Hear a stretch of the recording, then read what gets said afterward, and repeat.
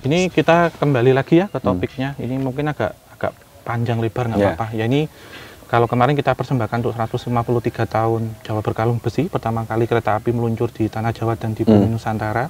Ini mungkin untuk 75 tahun kereta api Indonesia. Jadi kita flashback, kita melihat jalur-jalur yang tidak aktif.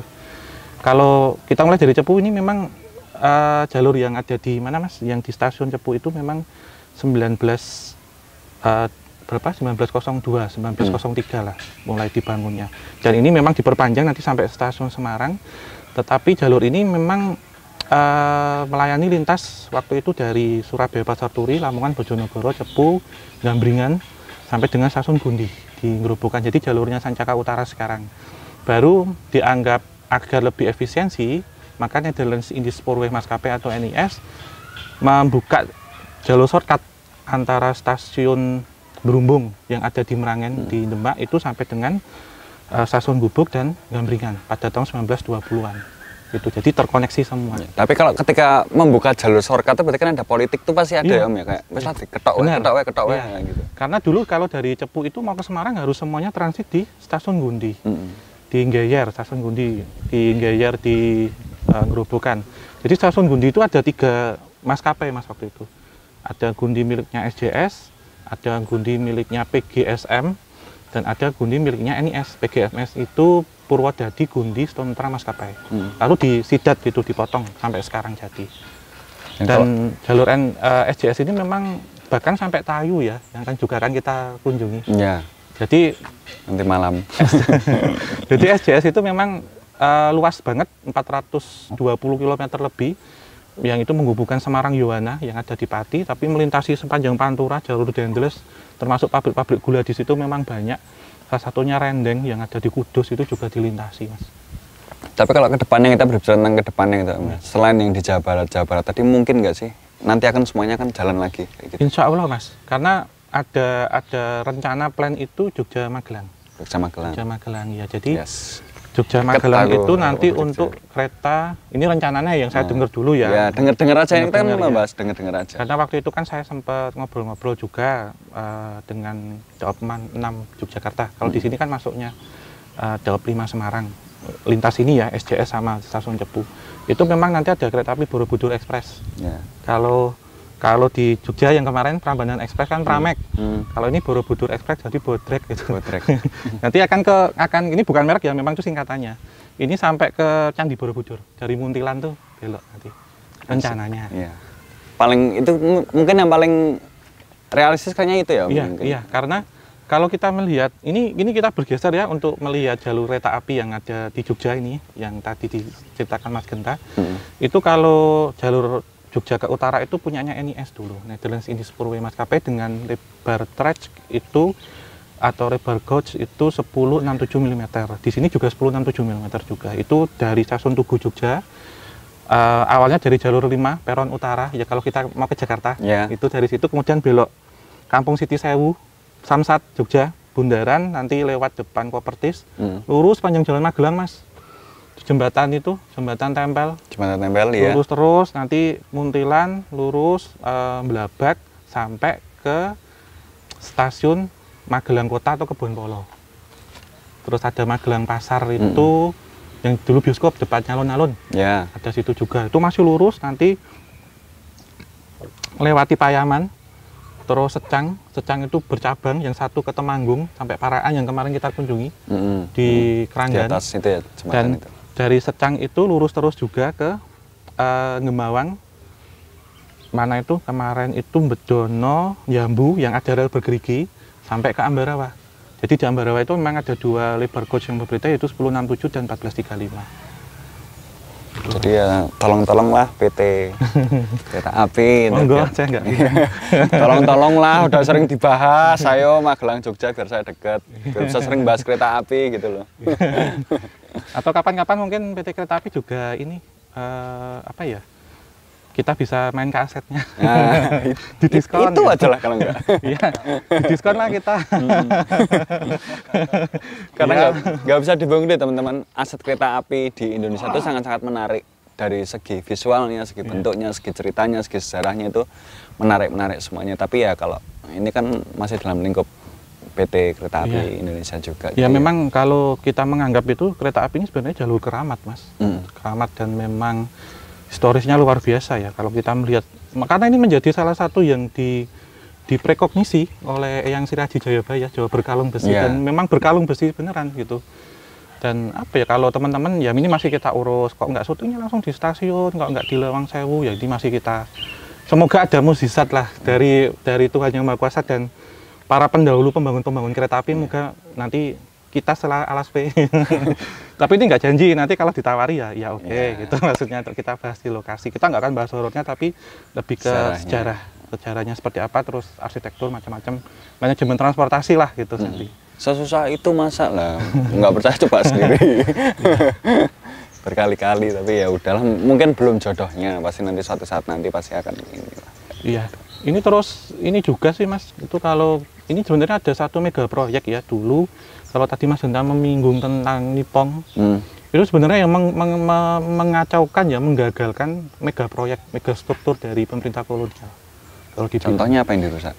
Ya, jadi karena beberapa ini ya, data-data waktu itu, kemudian juga DED, Detail Engineering Design, kemudian RAP, Rencana Anggaran Biaya dan macam-macam itu disita oleh pemerintah militer Jepang, Nippon waktu itu, sehingga mega proyek yang seharusnya akan menghubungkan semua interkoneksi itu gagal. Jadi contohnya kita ambil nih, kita teruskan kalau sampai Paraan di Temanggung. Ini sebenarnya dulu akan disambungkan tuh sampai Wonosobo, Mas. Karena di Wonosobo itu sampai dengan Purwokerto, terus Maus di Cilacap itu juga ada perusahaan kereta api SDS Serayuda Suntra Maskapai yang jalur rel ini beriringan atau bersebelahan dengan Sungai Serayu. Jadi di Wonosobo itu mau digabungkan dengan Paraan, dan di Paraan nanti juga akan digabungkan dengan di Wellery, di Kendal. Dan di Kendal ini milik dari SCS atau Semarang Cirebon Suntra Maskapai. Tapi Om, terkadang dirimu tuh bisa, ini pertanyaan awang-awang aja ya. Langsung sukanya kan ngawang-ngawang. Dirimu bisa membayangkan nggak sih Om? Andai Indonesia itu masih jadi Hindia Belanda, akan semegah apa arsitektur yang ada di Indonesia sekarang? Ini bukan bermaksud kita menjadi anak bangsa yang kurang ajar ya, maksudnya. Ini hanyalah perandai-andaian aja, kayak gitu. Apa ya? Ini kalau kita lepas dari kata kolonialisme, imperialisme ya, dilepas dari itu ya, bukan terus wah kisah tanah Jawa mau sama Mas Genta kok antek Belanda gitu, enggak. Ini berandai-andai, karena itu nggak mungkin terjadi juga udahan. Sistem mirip seperti di Eropa, walaupun saya pribadi belum pernah ke Eropa, tapi saya merasakan waktu di Jepang itu memang secara transportasi ya, sistem public transportation itu memang sangat berlaku Mas, dan itu lebih efisien. Jadi kereta api itu kan sebenarnya ditujukan untuk transportasi publik, mengurangi polusi, beban jalan raya, karena saya tahu kalau penghitungan beban jalan raya itu kalau kita menggunakan angkutan bangkaret memang ada tekanan-tekanan ya, termasuk kemacetan. Justru menjadi solusi di negara kita sekarang yang sedang macet pertama. Kemudian sarana transportasi publik itu kurang, lebih ke sarana pribadi, jadi lebih ke polusi, bising dan macam-macam. Jadi menurut saya tata kotanya lebih terkelola Mas, tata kota, tata irigasi, kemudian juga transportasi ya akan berbeda dengan catatan kita dengan orang Belandanya itu bersebelahan, nggak dijajah banget, dijajah juga kita nggak mau, tapi ya beda sekarang juga dijajah sebenarnya.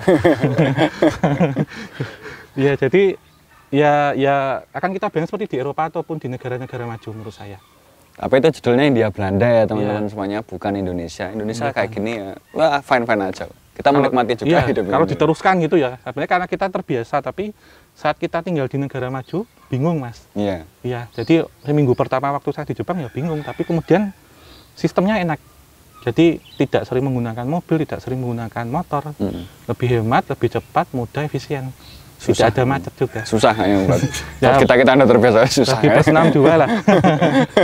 Karena dulu itu memang ada filosofinya di stasiun ataupun bangunan Belanda di tengah kota juga ada jam kota atau Stadsklok disebutnya jam kota, itu salah satu fungsinya untuk kedisiplinan.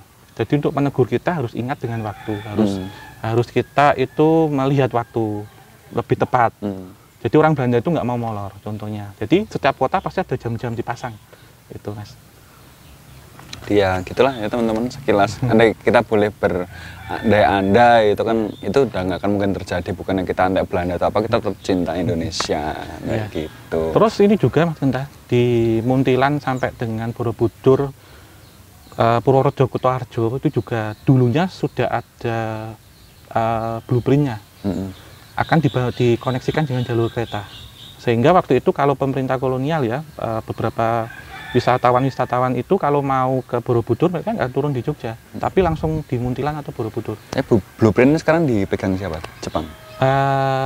Entah tidak iya, saya dulu pernah ini ya, pernah diskusi dengan ya sudah ahli sejarah gitu ya. Waktu saya ke Kota Paraan di Temanggung itu memang sudah ada sebenarnya, dan ini saya dibenarkan. Saya berdasarkan retrokognisi waktu itu dan dibenarkan secara literatur. Datanya itu memang ada di Belanda, Mas. Belum sempat untuk dibangun.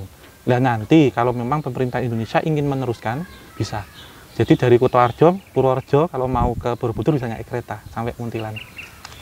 Kalau itu nanti. Jadi kebanyakan blueprint masih ada di Belanda mungkin sekarang ya. Ya, ini nanti nggak tahu kalau 2 juta subscriber nanti kita ke Belanda. Kita akan rebut blueprint mereka. Itu adalah misi kita di 2 juta subscriber. Ya. Sok-sokan. Utangnya 2. Enggak, itu basa-basi kalau itu. Yang situ-situ dulu aja lah, alasnya dulu aja. Iya. Oke, jadi teman-teman semuanya, mungkin ini adalah sedikit yang bisa kita bicarakan, obrolan ngalor ngidul sebenarnya tentang rel kereta yang tidak aktif tapi sampai kemana-mana. Tapi nggak apa-apa sebagai pengetahuan buat kalian semuanya. Mungkin episode Jawa Berkalung Bersih masih akan lanjut lagi. Iya. Berapa episode lagi? Nanti kita ini jalurnya masih kurang 2 kayaknya. Kurang 2? Iya. Nanti kita omongkan 10 menit lagi ya di sini. Banyak ini soalnya. Ya wis. Udah teman. Iki piye berarti? Di closing lain nanti lagi. Closing. Nanti langsung ke terowongan habis itu. Oh ya udah. Itu aja. Okay. Terowongannya nggak banyak kok. Yes. 15 jalur nonaktif, 15 terowongan lagi nanti. Yes. Jadi teman-teman, mungkin inilah sedikit dari yang bisa kita sampaikan tentang Jawa Berkalung Besi episode rel kereta api yang tidak aktif. Mungkin masih ada sedikit lanjutannya di episode berikutnya. Jadi terima kasih sudah menyaksikan video ini. Ya. Mungkin ini nanti akan kita lanjutkan. Ini belum selesai, kita masih ada 2 konten lagi. Tapi ini kita tutup dulu, kita istirahat dulu ya untuk menyerap energi alam semesta. Residual energi, residual memori dari suatu tempat gitu ya. Mungkin kita tutup dulu ya. Akhir kata, wabillahi taufiq wal hidayah. Wassalamualaikum warahmatullahi wabarakatuh. Mugi tansah pinaringan rahayu sagung dumadi. Thoughtful Handewik. Terima kasih teman-teman semuanya.